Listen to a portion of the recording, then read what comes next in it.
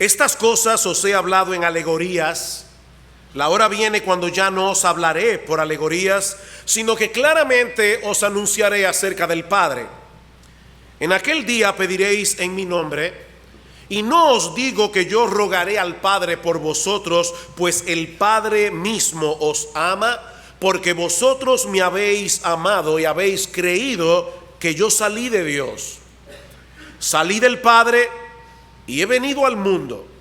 Otra vez dejo el mundo y voy al Padre. Le dijeron sus discípulos: he aquí ahora hablas claramente y ninguna alegoría dices. Ahora entendemos que sabes todas las cosas y no necesitas que nadie te pregunte. Por esto creemos que has salido de Dios. Jesús les respondió: ¿ahora creéis? He aquí la hora viene y ha venido ya, en que seréis esparcidos cada uno por su lado, y me dejaréis solo, mas no estoy solo, porque el Padre está conmigo. Estas cosas os he hablado para que en mí tengáis paz. En el mundo tendréis aflicción, pero confiad, yo he vencido al mundo. El contexto en que una cosa se dice puede variar considerablemente el peso y el significado de las palabras que se dicen. Voy a repetir eso otra vez. El contexto en que una cosa se dice puede variar el peso y el significado de las palabras que se dicen. Por ejemplo, no es lo mismo decirle a tu esposa: yo te amo, cueste lo que cueste, en el contexto de una cena romántica en un restaurante celebrando vuestro aniversario de bodas, que decirlo en una sala de cirugía a punto de donarle un riñón para salvarle la vida. No es lo mismo. Son las mismas palabras, pero no tienen exactamente el mismo significado. En el primer caso le va a costar al individuo lo que cueste la cena. En el otro caso, un riñón, literalmente. Así que conocer el contexto nos ayuda a entender por qué se dice lo que se dice y cuál es el sentido que debemos dar a lo que se dice. Es por eso, mis hermanos, que a través de esta serie de mensajes hemos recalcado una y otra vez lo que estaba sucediendo esa noche en el aposento alto entre Jesús y sus discípulos. Estas son las últimas palabras del Señor antes de su arresto y de su crucifixión. De manera, mis hermanos, que al interpretar cualquier parte de este discurso debemos poner delante la cruz y la separación de Cristo y los discípulos. Ambos elementos son como una sombra que se proyecta a lo largo de todos estos capítulos 13, 14, 15 y 16 del Evangelio de Juan. Sin embargo, hermanos, llama la atención que el tono general de este discurso no es de derrota, sino de victoria y de gozo. Así comienza y así termina Juan capítulo 14, versículo 1. No se turbe vuestro corazón. Creéis en Dios, creed también en mí. En la casa de mi Padre muchas moradas hay. Si así no fuera, yo os lo hubiera dicho. Voy pues a preparar lugar para vosotros. Estas cosas os he hablado para que en mí tengáis paz. En el mundo tendréis aflicción, pero confiad, yo he vencido al mundo. Es obvio que Jesús quiere hacerles ver a sus discípulos que nuestro Dios está en control y que todo lo que estaba a punto de ocurrir en unas pocas horas no era una tragedia. No lo era para Jesús ni tampoco para los discípulos, como veremos al considerar esta porción en la mañana de hoy. Hay tres grandes enseñanzas aquí que yo espero, mis hermanos, y ha sido mi oración en estos días, que sean de consuelo, de mucho consuelo para los creyentes que están aquí hoy, y una poderosa invitación para aquellos que todavía no han creído en Cristo. Yo espero que ustedes vengan hoy a refugiarse en su misericordia. Tres grandes enseñanzas que nosotros encontramos en este texto. Muy sencillo. La primera es que el Padre nos ama. El Padre nos ama por causa de nuestra identificación con Jesús. Versículo 25. Estas cosas os he hablado en alegorías. La hora viene cuando ya no os hablaré por alegoría, sino que claramente os anunciaré acerca del Padre. El Señor reconoce que algunas de las cosas que Él ha dicho hasta ahora pueden resultar muy enigmáticas para los discípulos. Primero, porque el Espíritu Santo no había venido todavía. Y segundo, porque a ellos les faltaban piezas para poder visualizar el panorama completo de la redención. Yo no sé cuántos de ustedes alguna vez han armado rompecabezas. Pero si a ustedes les gusta hacer eso, si no lo han hecho nunca, les voy a dar una técnica. Usted tiene que ver con mucho cuidado y con mucha atención la foto que está en la caja del rompecabezas, porque eso es exactamente lo que usted quiere armar. Con esa foto en mente, usted va a poder entender dónde va cada pieza. Los discípulos ni siquiera tenían las piezas ni tampoco la fotografía. Pero luego de la muerte y resurrección del Señor, luego de la venida del Espíritu Santo en Pentecostés, los discípulos comenzarían a entender lo que Jesús les había enseñado acerca del Padre y de esa relación privilegiada que nosotros tenemos ahora con el Padre por causa de la obra redentora de Cristo. Versículo 26. En aquel día pediréis en mi nombre. Y no os digo que yo rogaré al Padre por vosotros, pues el Padre mismo os ama, porque vosotros me habéis amado y habéis creído que yo salí de Dios. A través de todo el discurso, el Señor ha estado insistiendo en el tema de orar al Padre en el nombre de Jesús, algo que los discípulos no habían hecho todavía, dice en el versículo 24 que estudiamos la semana pasada. Pero ahora el Señor quiere hacer una aclaración para evitar malos entendidos en la mente de los discípulos. Yo no voy a volver otra vez sobre lo que significa orar en el nombre de Jesús. Ya hemos hablado ampliamente de ese tema a lo largo de este discurso. Lo que yo quiero centrar mi atención es en el malentendido que Jesús está tratando de aclarar aquí. El hecho de que Él insista en que debemos orar al Padre en su nombre puede darnos la idea equivocada de que el Padre es un ser distante y despreocupado, o lo que es todavía peor, que el Padre es una persona enojada y encarada a la que Jesús tiene que persuadir para que nos trate con misericordia. Es esa idea equivocada del Padre la que Jesús quiere sacarnos de la cabeza. Lean otra vez los versículos 26 y 27. En aquel día pediréis en mi nombre, y no os digo que yo rogaré al Padre por vosotros. Eso no es necesario, dice Jesús, pues el Padre mismo os ama. Ustedes son amados por mi Padre. Mis hermanos, Dios el Hijo no tiene que venir delante de Dios a suplicarle que nos haga caso, a suplicarle que se apiade de nosotros, porque nosotros somos el objeto de su amor. Y yo sé que hay otros textos de la Biblia que hablan de la intercesión de Jesús. No quiero meterme en ese tema teológico, porque esa intercesión no tiene que ver con ablandar el corazón de Dios el Padre. Mis hermanos, si hoy estamos en Cristo es porque el Padre nos amó. De lo contrario, ninguno de nosotros fuera cristiano. Es por eso que Pablo comienza su carta a los Efesios con una alabanza ¿a quién?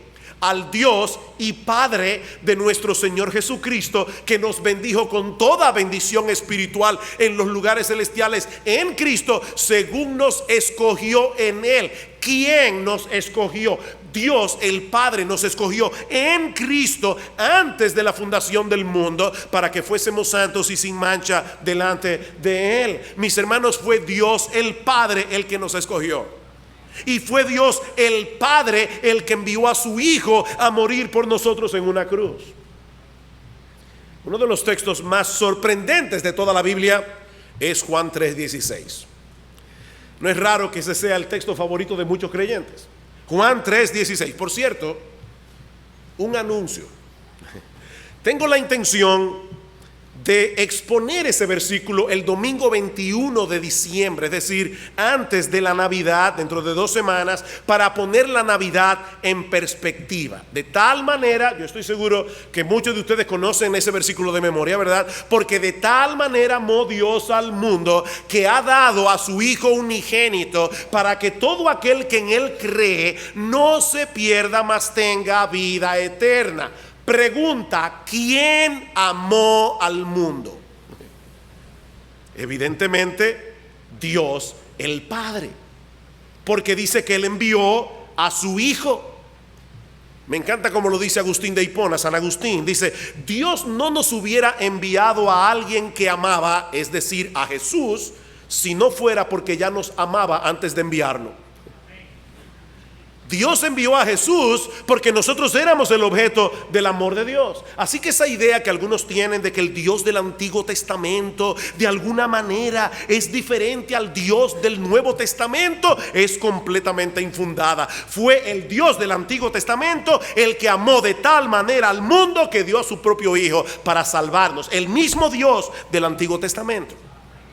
Ahora noten que el Señor dice en el versículo 27 que la razón por la que el Padre nos ama es porque amamos a Jesús y confiamos en Él. Versículo 27.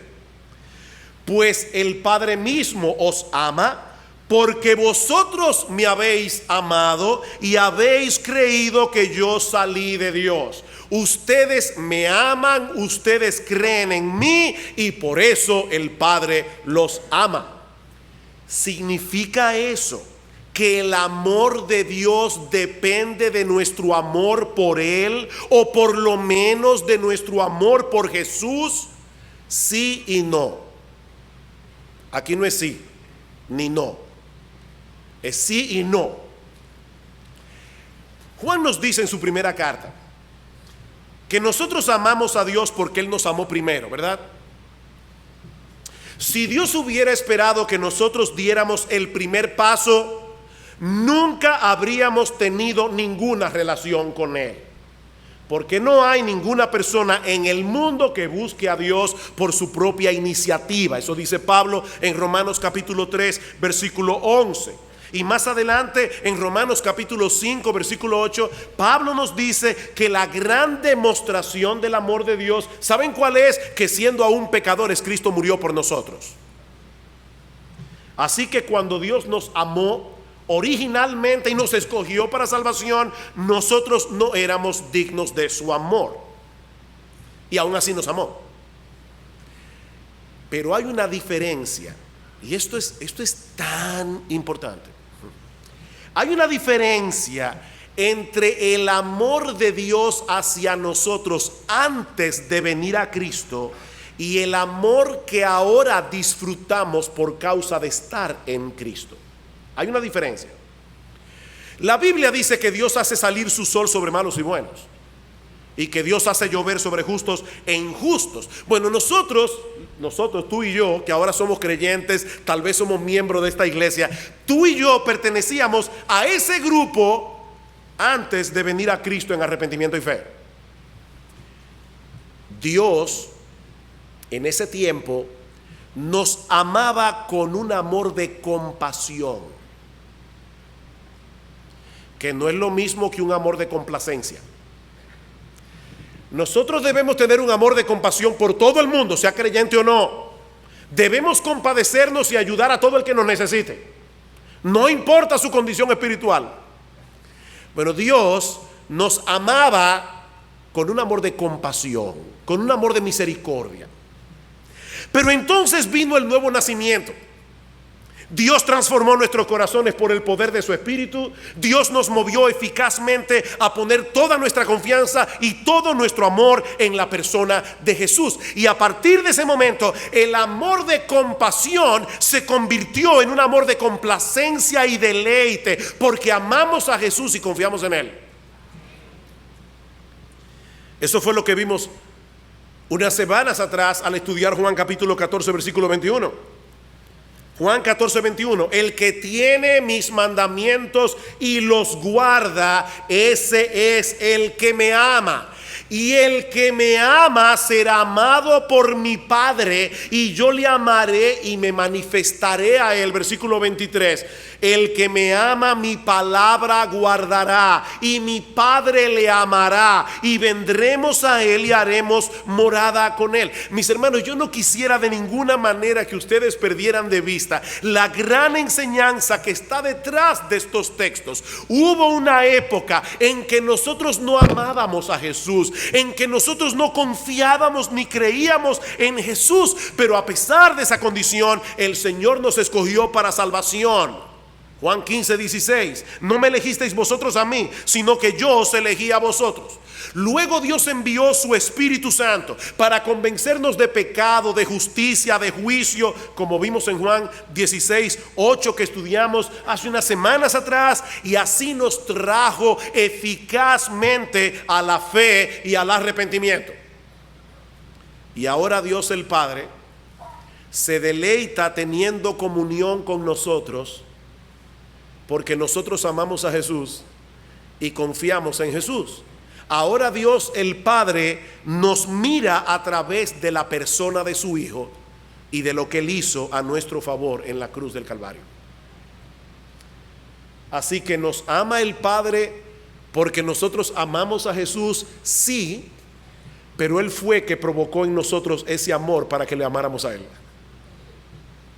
Y ahora se deleita en vernos con nuestras imperfecciones, hermanos. Nadie ama a Jesús perfectamente, pero el Padre ve esa llama del amor. El Padre ve esa fe tan valiente a veces, y Él nos ama porque Él ama a su Hijo, y Él ama profundamente a todo el que ama a su Hijo. Un amor, vuelvo y repito, que Él mismo provocó. Versículo 28.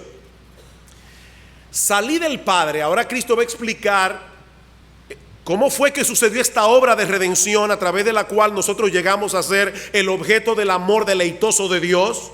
Salí del Padre y he venido al mundo. Otra vez dejo al mundo y voy al Padre.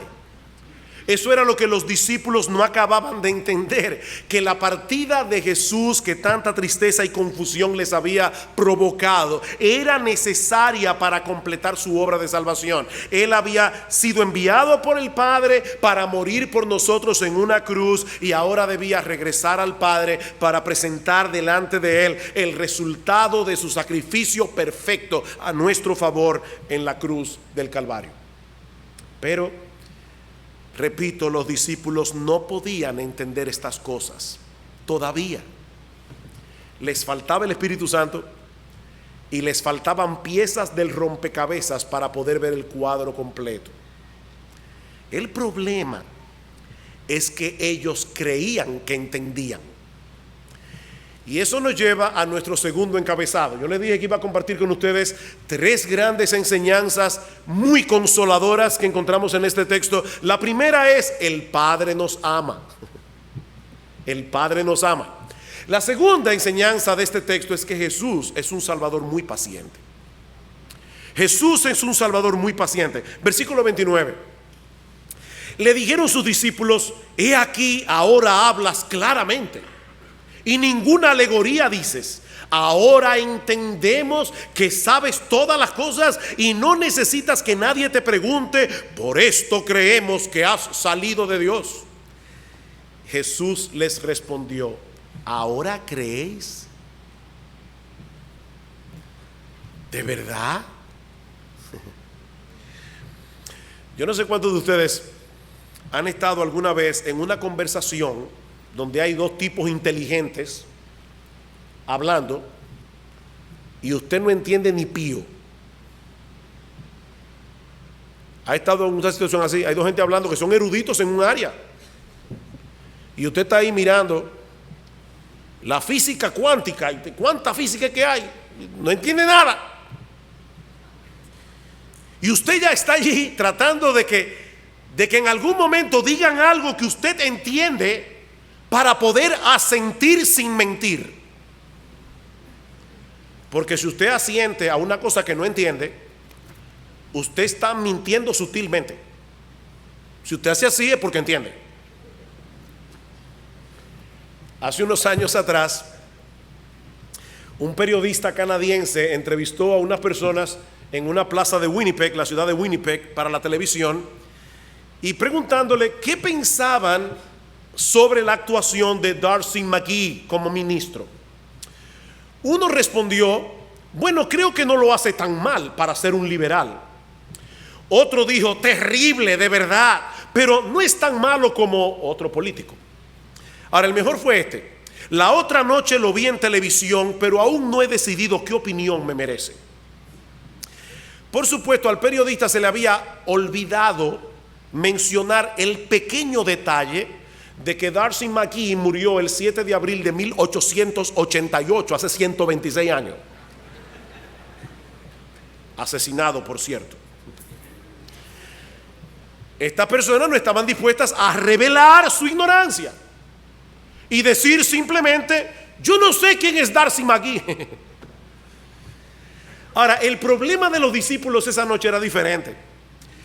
Ellos habían evaluado a Jesús por la capacidad que tenía de responder a las preguntas que las personas tenían en sus mentes antes de hacerlas. Dice: ahora entendemos que sabes todas las cosas y que no necesitas que nadie te pregunte. Tú sabes la inquietud y la pregunta que la gente tiene en su cabeza antes de decírtela, y sobre esa base hemos llegado a la conclusión de que has salido de Dios. Su conclusión era correcta.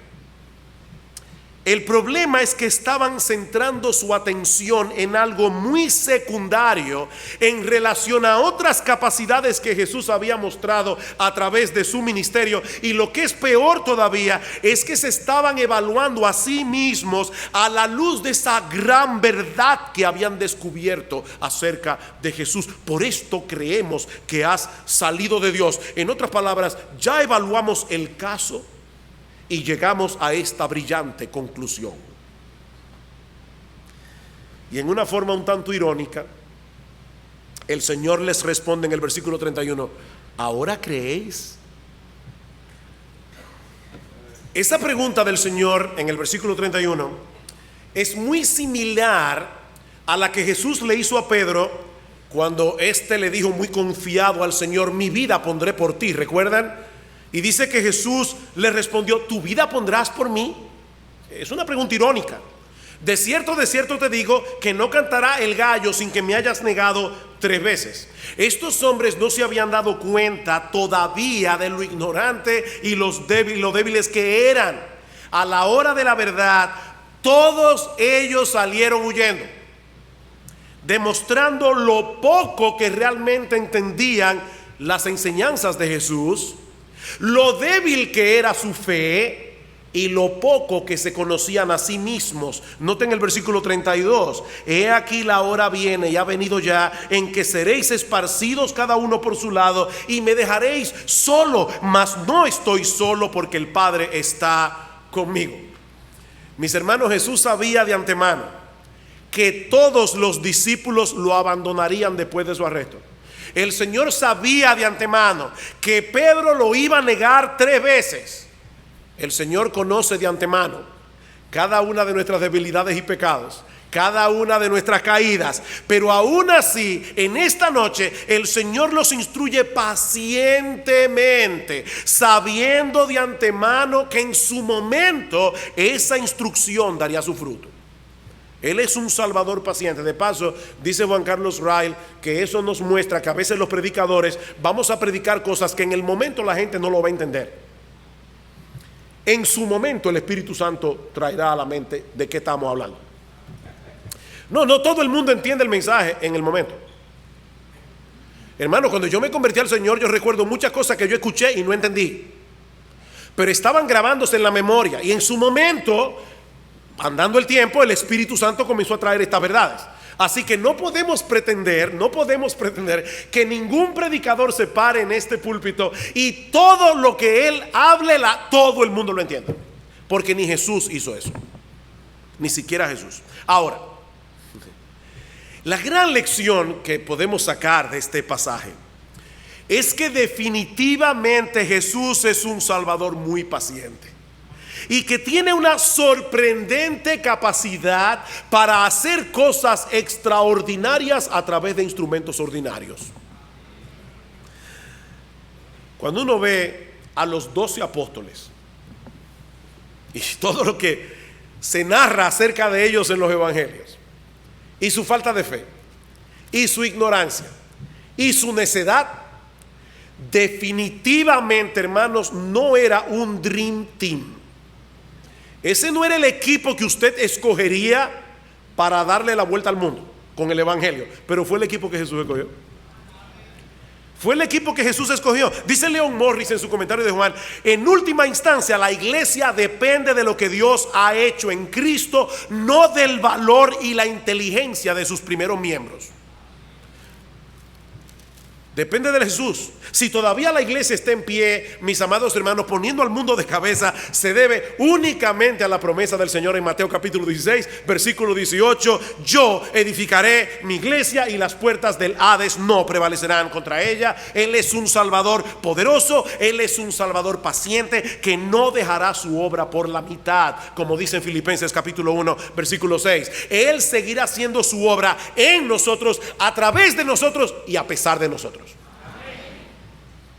El que comenzó en vosotros la buena obra, Él la perfeccionará hasta el día de Jesucristo. ¿Significa eso que nosotros ahora podemos sentarnos tranquilos a esperar que Él haga la obra? No. Dios ha establecido en su palabra cuáles son los medios que Él ha de usar para el crecimiento espiritual de los creyentes, para avanzar su obra en el mundo, para alcanzar a los perdidos, y nosotros somos responsables en el uso de esos medios. Pero hermanos, es bueno saber que tenemos un Salvador paciente, un Salvador que no nos abandonará si realmente somos de Él, un Salvador que nos motivará por su Espíritu a levantarnos en nuestras caídas, a seguir corriendo la carrera a pesar de nuestras debilidades y a pesar de nuestros pecados. Él es un Salvador paciente y poderoso. Mis hermanos, en última instancia nuestra salvación depende de Él, no de nosotros. Estamos seguros en las manos de nuestro poderoso y paciente Salvador, que obtuvo una victoria aplastante sobre el pecado en la cruz del Calvario. Y eso nos lleva a nuestro último encabezado en esta mañana. La tercera enseñanza: el Padre nos ama, Jesús es un Salvador paciente, y en tercer lugar, su victoria en la cruz asegura nuestra paz en medio de cualquier situación o circunstancia. Su victoria en la cruz asegura nuestra paz en medio de cualquier situación o circunstancia. Versículo 33: estas cosas os he hablado para que en mí tengáis paz. En el mundo tendréis aflicción, pero confiad, yo he vencido al mundo. Como decíamos al principio, este discurso concluye como comienza, prometiendo a los discípulos una paz absolutamente sobrenatural. Porque es una paz que no depende de las circunstancias, es una paz que depende de lo que Dios ha hecho a nuestro favor a través de la persona y la obra de nuestro Señor Jesucristo. Estas cosas os he hablado para que en mí tengáis paz. Ya Jesús les había dicho algo similar en Juan 14, 27. ¿Recuerdan? La paz os dejo, mi paz os doy. Yo no os la doy como el mundo la da. No se turbe vuestro corazón, ni tengáis miedo. Esa fue la herencia que el Señor nos dejó, su propia paz, la paz que gobernaba su corazón en ese mismo momento. Y por favor, hermanos amados, no olviden el contexto. Jesús estaba a punto de pasar la hora más negra y más amarga de su vida, y los apóstoles estaban a punto de ver derrumbarse delante de sus ojos toda la esperanza que tenían puesta en Jesús como el Mesías prometido en el Antiguo Testamento. Y el Señor lo sabía, y por eso dijo todo lo que dijo esa noche, aunque ellos no lo entendieran, con la confianza de que después de la cruz ellos iban a entender lo que realmente había sucedido allí, y entonces iban a poder experimentar la paz que el Señor les promete en este pasaje. En ese sentido, hay una conexión aquí que no debemos perder de vista entre las enseñanzas y la paz de Jesús. Estas cosas os he hablado para que en mí tengáis paz. En otras palabras, todas las verdades que yo he compartido con ustedes esta noche tienen un propósito, tienen una intención: que ustedes puedan experimentar verdadera paz en mí. Mis hermanos, en la misma medida en que nosotros creemos o crecemos en el entendimiento de las verdades del Evangelio y aplicamos esas verdades a nuestras vidas, en esa misma medida experimentaremos esa paz. ¿Qué tipo de paz? Bueno, una paz que es completamente distinta a la que el mundo ofrece. Yo no os la doy como el mundo la da. No es una paz de antidepresivos, no es una paz de Xanax, no es una paz de diversión para yo no pensar en todos los problemas que tengo encima. La paz del mundo depende de lo que está ocurriendo a nuestro alrededor. Si las cosas salen bien, nos sentimos bien. Pero si cambian de repente, así cambia también nuestro estado de ánimo. Es sorprendente cómo las personas del mundo pueden pasar del cielo al infierno en un segundo, porque su paz depende de las circunstancias. Pero la paz de Jesús es una serenidad interna del alma, una calma sobrenatural, una quietud del corazón que proviene de saber que Dios controla todas las cosas con el poder de su palabra y es ahora nuestro Padre por causa de la obra redentora de Cristo. Es de esa paz que Jesús está hablando aquí. Fuimos reconciliados con Dios por medio de Jesús. Todos nuestros pecados fueron perdonados cuando Él murió en la cruz del Calvario, y ahora podemos ampararnos con toda confianza en cada una de las promesas que Dios ha dejado a sus hijos en su palabra. Déjame ponerte esto de una manera más práctica. Lo que te estoy diciendo, mi amado hermano, mi amada hermana, es que si tú eres un verdadero creyente, Romanos 8:28 es para ti. Romanos 8:28 es para ti. Sabemos que a los que aman a Dios todas las cosas les ayudan a bien. Esto es, a los que conforme a su propósito son llamados. El Salmo 23 versículo 6 es para ti. Ciertamente el bien y la misericordia me perseguirán todos los días de mi vida, y en la casa de Jehová moraré por largos días. Filipenses 4:6 es para ti. Por nada estéis afanosos, sino sean conocidas vuestras peticiones delante de Dios en toda oración y ruego con acción de gracias, y la paz de Dios, que sobrepasa todo entendimiento, guardará vuestros corazones y vuestros pensamientos en Cristo Jesús. Romanos 8:35 en adelante es para ti. ¿Quién nos separará del amor de Cristo? ¿Tribulación o angustia o persecución o hambre o desnudez o peligro o espada? Antes, en todas estas cosas somos más que vencedores por medio de aquel que nos amó, por lo cual estoy seguro, dice Pablo, de que ni la muerte, ni la vida, ni ángeles, ni principados, ni potestades, ni lo presente, ni lo porvenir, ni lo alto, ni lo profundo, ni ninguna otra cosa creada nos podrá separar del amor de Dios que es en Cristo Jesús, Señor nuestro. Mi amado hermano, esa promesa es para ti. Es para ti. Esa es la paz que Jesús provee a los que creen en Él. Es una paz que disuelve el temor. Es una paz que nos permite sostenernos en pie en medio de las pruebas más amargas. Escuchen el texto otra vez. Estas cosas os he hablado para que en mí tengáis paz. En el mundo tendréis aflicción. De nuevo el mismo contraste que encontramos en Juan 14:27. Yo no la doy como el mundo la da. En mí tendréis paz. En el mundo tendréis aflicción. Hermanos, no busquen paz en el mundo, porque no la van a encontrar. Mi amigo, no busques paz en el mundo, no lo vas a encontrar. El mundo no tiene la capacidad de darle a nadie ese tipo de paz. El mundo más bien es un generador de aflicciones. No importa dónde estemos, no importa qué estemos haciendo en este mundo, tarde o temprano tendremos que experimentar la aflicción que el mundo produce. Ya sea en el lugar de trabajo. ¿Tú trabajas en el mundo? No digo porque alguno puede tener un trabajo en Marte, pero tú trabajas en este mundo. Tú estudias en una universidad de este mundo.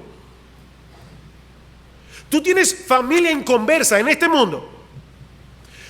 Tu vecindario pertenece a este mundo. Tú vas a tener aflicción en tu negocio, en tu trabajo, en la universidad, en tu vecindario, con tu familia incrédula. En el mundo tendréis aflicción. La gente del mundo tiene que enfrentar aflicciones muy similares a las nuestras, porque este es un mundo dañado por el pecado. Pero al creyente se le añaden las aflicciones que vienen a nuestras vidas por causa de nuestra identificación con el Señor. Como vimos hace unas semanas atrás cuando estudiamos Juan 15:18, si el mundo se aborrece, no piensen que algo extraño está pasando. Ya el mundo me aborreció a mí primero y ustedes son míos. Mis hermanos, la vida cristiana es gloriosa en muchos sentidos, pero nunca se nos ha prometido un camino fácil, no de este lado del cielo. Nunca. Todo discípulo de Cristo tendrá que pagar un precio por serle fiel a Él en un mundo que lo aborrece. Eso es inevitable. Pastor, ¿y por qué usted dice eso sonriéndose? Una cosa tan terrible. Por lo que el texto dice. Estas cosas os he hablado para que en mí tengáis paz. En el mundo tendréis aflicción, pero confiad. Yo he vencido al mundo. Van a tener aflicción en el mundo, dice el Señor. Es imposible que sea de otro modo, pero confiad. Y esa palabra puede traducirse también como no se amedrenten, tengan coraje, sean fuertes, no se desanimen, vivan confiados. ¿Saben por qué? Porque yo he vencido al mundo. Por medio de esa misma muerte que muchos ven como una tragedia, como un desperdicio, Jesús venció al mundo. Y obviamente cuando el Señor habla del mundo en ese sentido, se refiere a ese sistema de maldad dominado por el diablo, un sistema que se opone a Dios y a su palabra. Mis amados hermanos, escuchen bien, ese mundo ya fue vencido por medio de la muerte, resurrección y ascensión de nuestro Señor Jesucristo. Él está sentado a la diestra del Padre, esperando hasta que todos sus enemigos se han puesto por estrado de sus pies. Nuestro Salvador es un Salvador victorioso. Él venció. Dice en Hebreos capítulo 2 versículo 14 que Dios se hizo hombre y participó de carne y sangre. ¿Para qué? Para destruir por medio de la muerte al que tenía el imperio de la muerte, esto es al diablo. Y en primera de Juan capítulo 3 versículo 8 dice que para esto apareció el Hijo de Dios, para deshacer o para destruir las obras del diablo. Eso fue lo que sucedió en la cruz del Calvario. No fue una tragedia, fue la más grande victoria que haya sido lograda jamás en la historia de este mundo. Mis hermanos, nuestro Salvador venció al diablo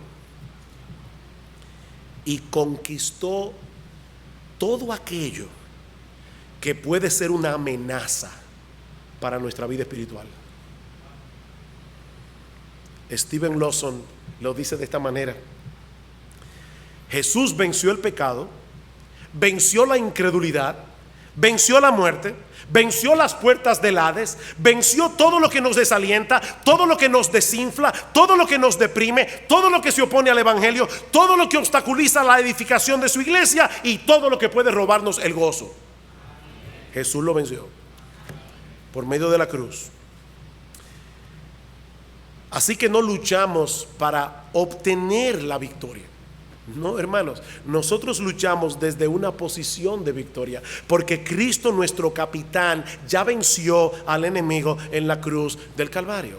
Y Pablo lo dice mejor que Stephen Lawson y que cualquier otro predicador, porque él fue inspirado por el Espíritu Santo. 1 Corintios 15:55. ¿Dónde está, oh muerte, tu aguijón? ¿Dónde, oh sepulcro, tu victoria? Ya que el aguijón de la muerte es el pecado y el poder del pecado la ley. Mas gracias sean dadas a Dios, que nos da la victoria por medio de nuestro Señor Jesucristo. O como dice en 2 Corintios 2:14, doy gracias a Dios que nos lleva siempre. ¿Oyeron esa palabra? Doy gracias a Dios que nos lleva siempre en triunfo en Cristo. Siempre, y por medio de nosotros manifiesta en todo lugar el olor de su conocimiento. Y Pablo escribió esto, si leen el contexto, en un momento de mucha dificultad, pero lo que el diablo intenta usar para nuestro mal, el Salvador lo usa para nuestro bien y para la expansión de su reino. Yo no sé cuántos de ustedes han seguido el calendario de lectura, pero en el día de hoy tocaba Lucas 21.